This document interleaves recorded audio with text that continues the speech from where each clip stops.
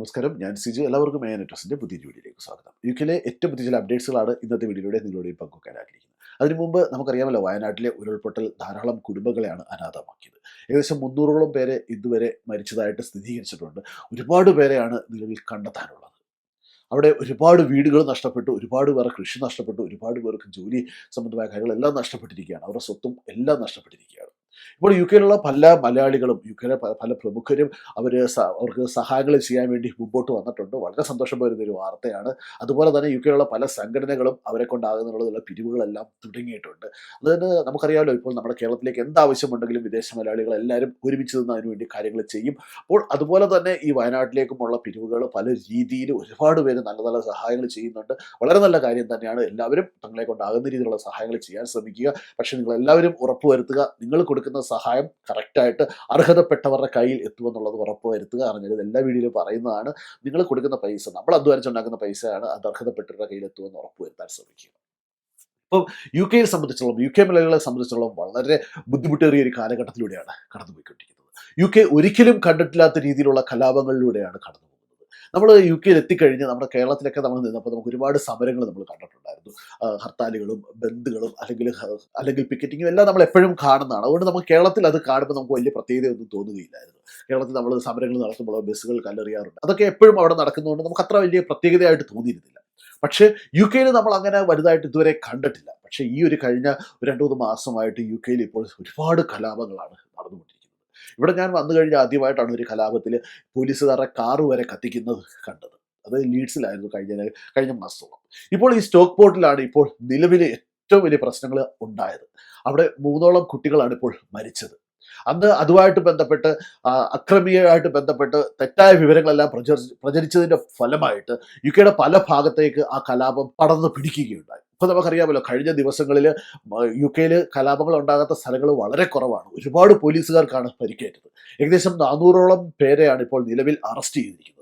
അന്നേരം ഇപ്പോൾ യു കെയിലുള്ളവരുടെ പ്രധാനപ്പെട്ട ആവശ്യം, എല്ലാവരുടെയും അല്ല, ഒരു പ്രത്യേക വിഭാഗത്തിന്റെ ആവശ്യം എന്ന് പറഞ്ഞു കഴിഞ്ഞാൽ കുടിയേറ്റം നിർത്തലാക്കണം എന്ന് തന്നെയാണ്. കാരണം ഈ കുടിയേറ്റത്തിലൂടെ വരുന്നവരെല്ലാം തന്നെ ഇവിടുത്തെ ആനുകൂല്യങ്ങൾ നേടിയെടുത്ത് സുഖമായിട്ട് ജീവിക്കുന്നു. കാരണം യു കെയിലുള്ള സാധാരണക്കാർക്ക് കിട്ടേണ്ട ആനുകൂല്യങ്ങളെല്ലാം ഇങ്ങനെ അഭയാർത്ഥികളായിട്ട് കടന്നു വരുന്നവർക്ക് കിട്ടുന്നു എന്നുള്ളതാണ് അവർ ഏറ്റവും വലിയ പരാതി.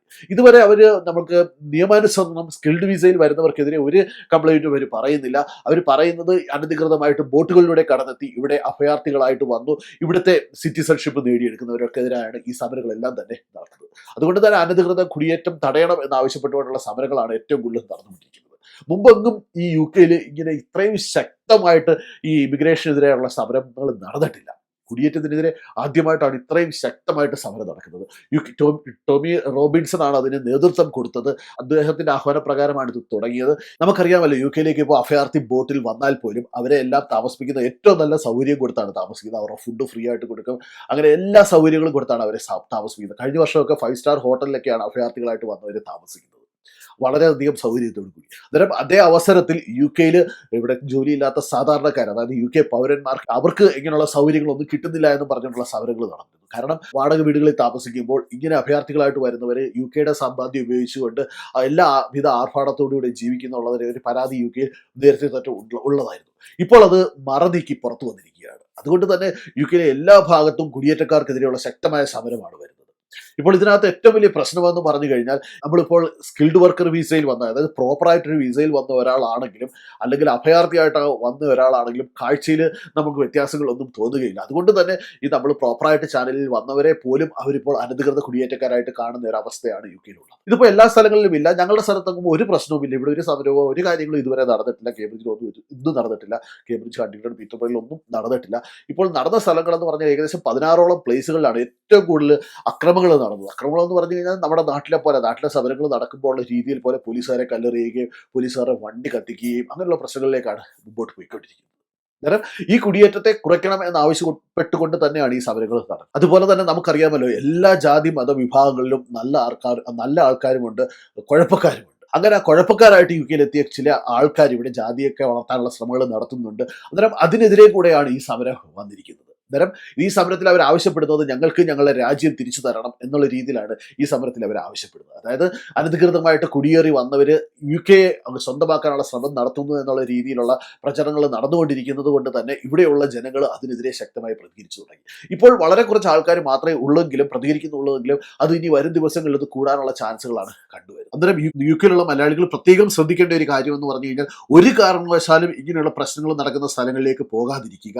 പ്രശ്നങ്ങളില്ലെങ്കിൽ പോലും കൂടി നിന്ന് സംസാരിക്കുന്നവരടുത്ത് പോയി ഈ കലാപങ്ങളെക്കുറിച്ച് സംസാരിക്കാതിരിക്കുക. നിങ്ങളുടെ വർക്ക് പ്ലേസിൽ ഒരു കാരണവശാലും നിങ്ങൾ ഒരാളെയും സപ്പോർട്ട് ചെയ്തുകൊണ്ട് ഈ കലാപത്തിനെ കുറിച്ച് സംസാരിക്കരുത്.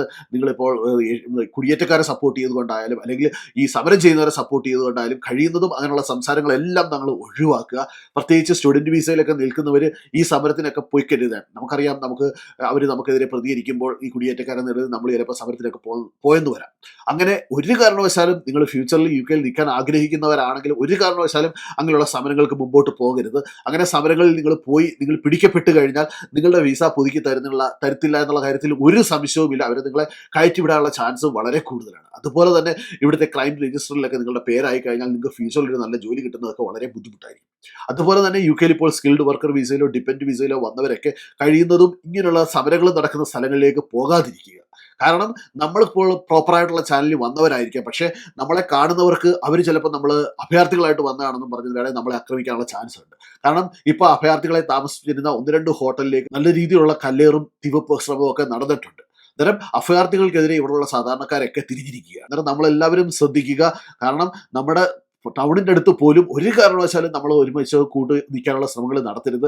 കഴിഞ്ഞ ദിവസം നമ്മൾ പള്ളിയിൽ കുർബാനയ്ക്ക് പോയപ്പോൾ അവിടുത്തെ അച്ഛൻ പറഞ്ഞ കാര്യമാണ്, നമ്മൾ എല്ലാ ആഴ്ചയും നിൽക്കുന്ന പോലെ ഒരു കാരണവശാലും പള്ളിയുടെ മുമ്പിൽ കൂടി നിൽക്കരുത്. നിങ്ങൾ ഇറങ്ങുന്നവരെ എത്രയും പെട്ടെന്ന് വീട്ടിൽ പോയിക്കണം എന്നുള്ള രീതിയിലാണ് അച്ഛൻ വരെ പറഞ്ഞിരിക്കുന്നത്. അതായത് ഇവിടുത്തെ പള്ളികളിൽ, നമ്മുടെ ക്രിസ്ത്യൻ പള്ളികളിലെല്ലാം തന്നെ അങ്ങനെയുള്ള അറിയിപ്പ് കൊടുക്കുന്നുണ്ട്, കുർബാന കഴിയുമ്പോൾ എല്ലാവരും വീട്ടിൽ പോകണമെന്നുള്ള രീതിയിൽ. കാരണം നമുക്കറിയാൻ പറ്റുകയില്ല എവിടുന്നാണ് അക്രമം വരുന്നത് എന്നുള്ളത്. കാരണം ഇവർ സംഘടിപ്പിച്ച് വന്നു, ചിലപ്പോൾ മദ്യത്തിൻ്റെ ലഹരിയിലായിരിക്കാം വന്ന് ഒരക്രമം തുടങ്ങിക്കഴിഞ്ഞാൽ അതങ്ങ് പടർന്നു പിടിക്കുന്നതിന് കുറച്ച് സമയം മാത്രം മതി. കാരണം ഇപ്പോൾ ഈ ഒരു അക്രമം, ഈ ഒരു കലാപം തുടങ്ങിയത് തന്നെ തെറ്റായിട്ടുള്ള ഒരു ഇൻഫോർമേഷൻ ഷെയർ ചെയ്തതിൻ്റെ ഫലമായിട്ടാണ്. കാരണം നമ്മളൊക്കെ ഈ 3 കുട്ടികളെ ആക്രമിച്ച ആ പയ്യൻ്റെ പേര് അവർ ആദ്യം പുറത്തു വിട്ടിരുന്നില്ല. അന്നേരം തെറ്റായിട്ടുള്ള ഇൻഫോർമേഷൻ അതുമായിട്ട് ബന്ധപ്പെട്ട് പുറത്തു വന്നു. അങ്ങനെയാണ് ഇവിടെ ഏറ്റവും കൂടുതൽ അക്രമം ഉണ്ടായത്. ഇന്നിവിടെ ഞാൻ ഓർമ്മിപ്പിക്കുകയാണ്, നിങ്ങളുടെ വർക്ക് പ്ലേസിൽ ഇതിനെക്കുറിച്ചുള്ള ചർച്ചകൾ നടക്കുമ്പോൾ ഒരു പാർട്ടിയുടെയും സൈഡ് പിടിച്ച്, ഒരു ജാതിയുടെയും സൈഡ് പിടിച്ച് സംസാരിക്കാതിരിക്കുക.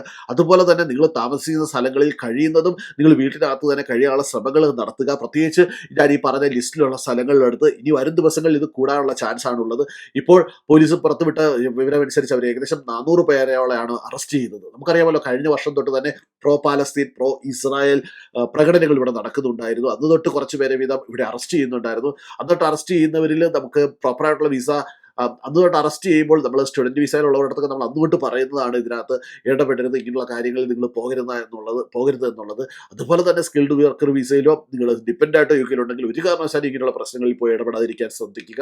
കാരണം നമ്മൾ യു കെയിൽ വന്നത് നമുക്ക് സമാധാനമായിട്ടുള്ളൊരു ജീവിതം നയിക്കുന്നതിന് വേണ്ടിയാണ്, നമ്മൾക്ക് മക്കളുമായിട്ട് സന്തോഷത്തോടെ ജീവിക്കുന്നതിന് വേണ്ടിയാണ്.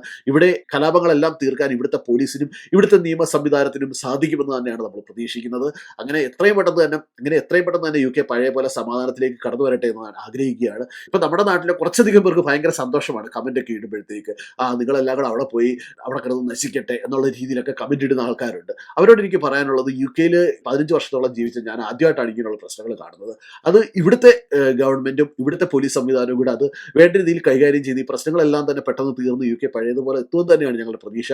അതുപോലെ തന്നെ യു കെയുടെ സാമ്പത്തിക സ്ഥിതി ഇപ്പോൾ ഉയർന്നു വരികയാണ്. അത്തരം വലിയ പ്രശ്നങ്ങളില്ലാതെ യു കെ മുമ്പോട്ട് പോകുമെന്ന് തന്നെയാണ് പ്രതീക്ഷിക്കുന്നത്. പിന്നെ ഇവിടുത്തെ കുടിയേറ്റം അത് തടയേണ്ട കാര്യങ്ങൾ തന്നെയാണ്. കാരണം കുടിയേറ്റം ഒരു പരിധി വരെ, പ്രത്യേകിച്ച് നിയമപരമല്ലാത്ത കുടിയേറ്റം ഒരു പരിധിവരെ തടയേണ്ടത് ആവശ്യം തന്നെയാണ്. കാരണം യു കെയിലേക്ക് എത്തുന്ന ഇവരാരും ഈ അനധികൃത കുടിയേറ്റത്തിൽ കൂടെ ദിവസവും 200-300 പേരാണ് യു കെയിലേക്ക് വരുന്നത്.